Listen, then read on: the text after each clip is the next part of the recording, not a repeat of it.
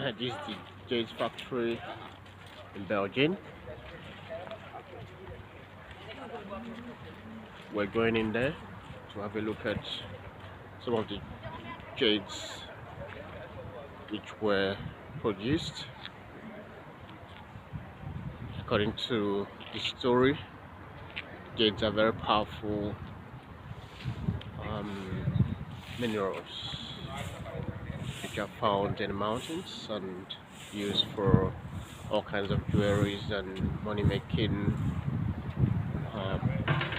effigies. See?